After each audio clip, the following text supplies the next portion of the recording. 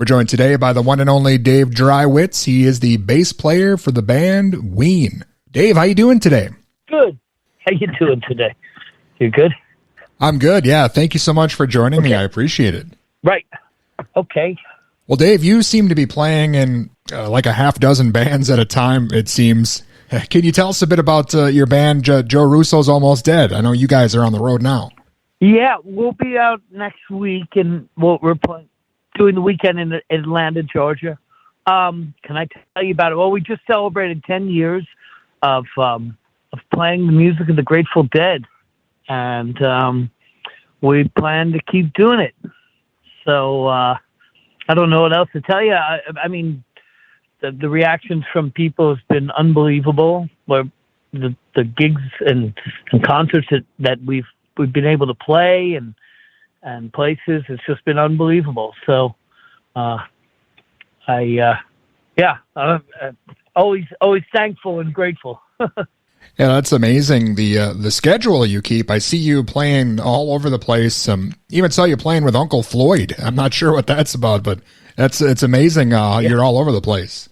Yeah.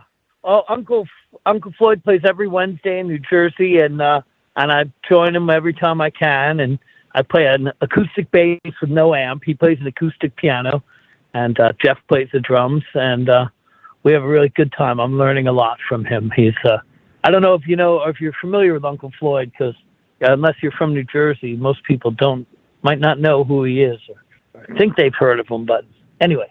I've seen a lot of clips, and I know the Ramones played on his show and a few other bands. So they did. Right. Well, yeah, he's old school. He comes from the Catskills, old timers entertainment. Very Italian, very New Jersey, and very 70s. And a lot of, and we'll play the music from All in the Family and The Godfather too. So it's always a joy, and I learn a lot of old songs and sometimes get some good jokes too out of it. So I have a really good time with it. That's awesome. And yeah, I just did a nice thing this past weekend with Marco Benevento, who does his own music. He's also involved in Joe Russo's Almost Dead, and for a while I was a member of his group, and we've been doing, before we started J-Rad, Almost Dead, we were all in a Zeppelin band together where we played. It was basically all of J-Rad except Tom Hamilton. We played instrumental versions of Led Zeppelin, and the melodies were all performed on an organ. So it was kind of like like a Booker T and the MGs plays the music of Led Zeppelin or something. But so, and then we started playing the Dead catalog, and so Marco and I did a nice weekend. We played just acoustic bass and acoustic piano, and we played in the Delaware Water Gap, and then we played in his hometown, Woodstock, New York. And then yesterday we did we played a thing called Barnstock. It's basically a guy's barn, and he has concerts on Sunday afternoons. We had no idea if anybody would be there.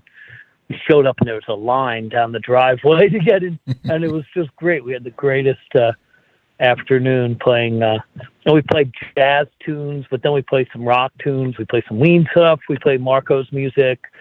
We play, we play some country stuff. We kind of just have a good time playing music that we love. And it's very joyful and quite fun. Awesome, man. Yeah. Got some, so this week I'll be in Atlanta with Joe Russo. And then in a couple weeks I'll be playing in Las Vegas with Ween at the Las Vegas Brooklyn Bowl. So I'm looking forward to that, 3 nights of that. And, it's just a busy year of a lot of more great concerts and stuff. So keeping very busy. Yeah, definitely cool. And, of course, being the bassist for Ween, it seems like the fan base for Ween is very similar to the Grateful Dead, talking about J-Rad. Very passionate fans who kind of follow you guys all over the country and, trade all the live recordings. They're kind of like the new Grateful Dead, I guess, in a way. There's a lot of bands have their they have their cult followings, and we're one of them, and our fans are fantastic. They're just awesome. They travel. They're so nice and respectful, and group, and they have a community that almost has nothing to do with us, as well as J-Rad does. So I don't know how I got to be in these bands that create their own cult followings, but it's absolutely the greatest thing, for making this a sustainable living. And, I just am so lucky to play in two great bands, different music, and all the guys in both bands are all my best friends, so it's really lovely. And I feel lucky. It's a lot of work though. I mean, it's the best thing. I would do this if I wasn't getting paid for it anyway, but, there's a lot to it, and especially balancing the two schedules with the two bands, that gets a little dicey sometimes. Sure. Unfortunately, I have to miss some gigs with J-Rad, but they have a wonderful bassist who's a good one of Joe's closest friends, and he does a fine, super job. So we're covered, It's nice. It's unbelievable. So I just have to stomach missing like these some amazing gigs that J-Rad does, but I'm still in the band. I'm a proud member, even though I can't be at, because you can't be at all the board meetings, right? Sure. But you get everyone you can, and everybody's cool, and we try to make it work. It gets tough sometimes, but every time same thing. We've been doing this for 10 years now. Ween's been back for like 7 years, so we've been juggling the two bands for 7 years, and the managers of both bands help and make it work. You've been with Ween, I think, for about 25 years or so altogether. Hit my 25th year, this year with Ween. Well, can you tell the listeners a bit about how you first got together with those guys? I think it was an interesting story where they were kind of a fan of yours first, and we met. We all met through an amazing musician, Chris Harford, and we're all friends, and we played some shows as a big group together, all playing different stuff. We had a little band with Chris Harford, my friend Greg DeJesus, and Matt Guzda, and it was called Greenlit Muscles, and we were fans of the Ween guys, and we had their record, and Chris was friends with them, and the house we were rehearsing was also the home of Andrew Weiss, who was in the Rollins band and produced all the Ween records, and it was where they recorded everything. He and Chris were roommates, and Andrew's still in that house. And so we went over to the house. This is about 1991. And Chris said, well, the Ween guys are here. We're going to jam. So we started jamming. We said, we have a gig on Saturday. We really, we got to practice. If you guys want to do the gig, we'll figure it out. But if you don't, then you got to go and we'll practice. So anyway, they're like, oh, yeah, we're free Saturday. That's great. And we just had the best time. And then I started a band called Instant Death. And it was a duo. It was like opposite Ween. It was just bass and drums, and we opened for them at this little benefit thing. And they loved us. They were like, "You guys are amazing," and invited us on tour to open for Ween on the Chocolate and Cheese tour with Andrew Weiss on bass and Claude Coleman in the band playing drums. And what a band that was! They would play for 3 hours, and I just sat there like. It was like seeing Zeppelin. It was unbelievable. And I thought, this is the best band in the world. And then that was in 1995. And then in 97, Mickey called me to ask me if I wanted to they just finished the Mollusk. And he said, do you want to do some playing? And I said, I was waiting. I was like, I knew they needed a bass player. I was waiting, hoping they would call. And they finally did. And he said, oh, cool. So, are you free Saturday? And I said, yeah, sure. I'm free tonight. They said, well, we're doing this TV show Saturday. So can you come over tonight? We'll listen to the record and figure out what we're going to do with that. Of course. So we went over and sat down and put on a cassette of the Mollusk, Claude Coleman's house, great tree farm house that he that he lived at. We all rehearsed there all the time. It was almost like a community center's recording studio and everything. We sat there on the couch and listened to the whole Mollusk, and it was just like, it's like the best day of my life, you know. But so we did the Saturday thing. There was a show called Viva Variety. It's on YouTube. You can see it. We did the song "The Golden Eel." We had dancers dressed. I think they were dressed in sailor suits, like hot girls dressed in French sailor suits. It was really crazy. And then like a few weeks went by, and I didn't hear anything, and I was wondering, am I in this band, or did they just need me to do this gig, you know? And, you know, I didn't really know. But then the first tour that year was the Horde tour. And we did this, we played a few shows, and then we went on tour. And the other acts were back, Neil Young and Crazy Horse, Primus, where we first met Primus. And it was just unbelievable. Like, all of a sudden we're on tour with all these bands. And they were all coming to see Ween. They were all into Ween. So we almost actually, and maybe the first night of that festival, we almost got thrown off in classic Ween fashion, but I can't really get into why. Sure. But anyway, it's been a long, crazy 25 years. You know, best years of my life. Still my favorite band, you know, besides Zeppelin and the Beatles. So awesome. So yeah. You mentioned being on the road here, the 3 dates in Vegas, and I know you got a couple other dates coming up. Oh yeah, then we would go to New Orleans and play the jazz festival, and I played one weekend with Ween, and then the following weekend with J-Rad, and then there's lots of stuff, festivals, and Ween's doing a whole for the last bunch of years we've done like 3 or 4 day runs. We usually don't go out much, but we're actually doing like, I think it's almost a 2-week tour, which is major. Wow. You know, we're weekend warriors, both bands. Like neither of those bands go on tour very long. We're good for about 3 nights, and then everybody needs to go home and regroup. So we'll see how that goes, but I'm looking forward to it. There's even New York dates, but there's a lot. Both bands have a lot of dates all year, and looking forward to do that. Maybe doing more stuff with Marco and some of the guys. I have some recording project ideas I want to do, some jazz kind of things, and you know, so busy, but keeping busy on the days off is key. You know, doing maybe more duo stuff with Marco, really exploring that. So a lot of upright bass these days for me, which is nice. Awesome. Yeah.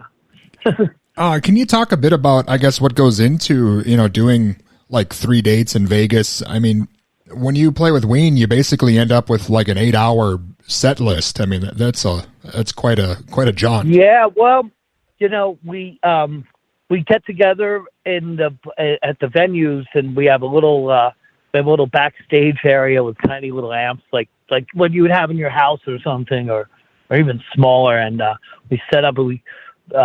Mickey comes up with the set list always, you know, a few hours sometime in the afternoon usually, and we look it over and figure out if there's anything we need to go over. Sometimes we go over a bunch of stuff. Sometimes we don't go over anything, and we just get to it. Yeah, and it's a, you know, for 3-day thing, we usually try to do no repeats, and sometimes that doesn't always go, but usually we try to do that. And so that's kind of and kind of, I guess the same thing goes on for the Dead stuff. I still to this day practice.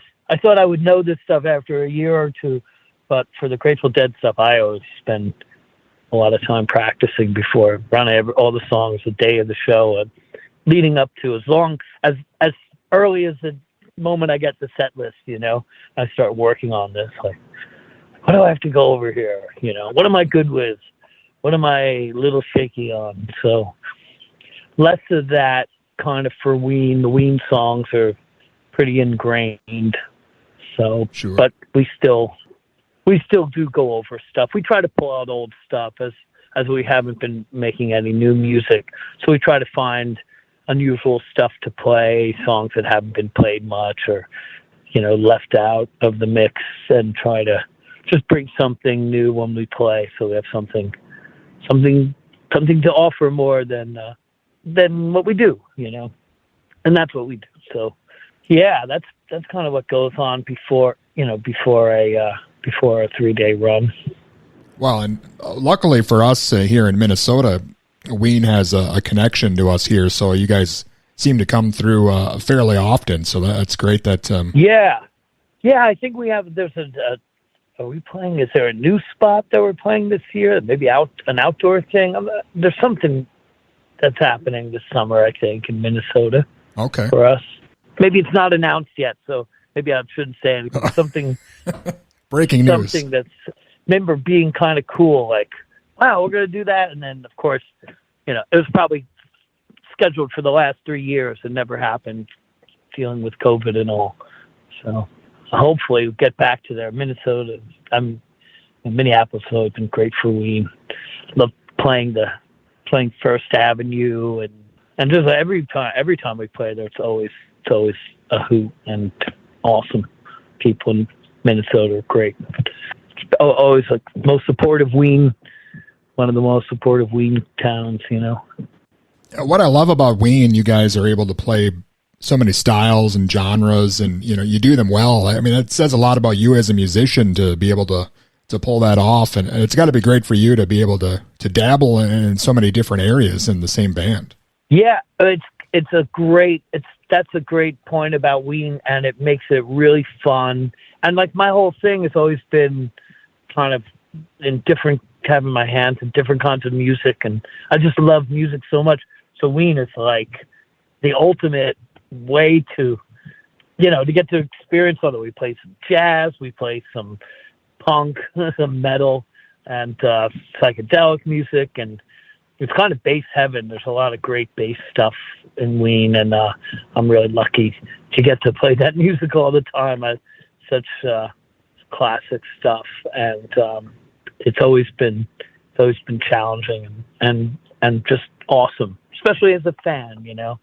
So I love Ween. Before I was in the band, I was taken. I'd be one of those people traveling around going to see them. Well, maybe not at this point, but maybe I'd go see them whenever they played in town if I wasn't part of the band, though. Well, and you get to pull out Ace of Spades every once in a while too. That's great. Yeah, every once in a while they let me do that. We have our own Ace of Spades club. It's going to be a long night, and sometimes we do that one. So yeah, I get to live my Lemmy fantasy for a minute, and hopefully do Ace of Spades with justice and respect, and if Lemmy heard it, he would approve. So one of the first times I remember doing that, and we never toured Europe very much, but one of the first places I remember doing it was in Prague.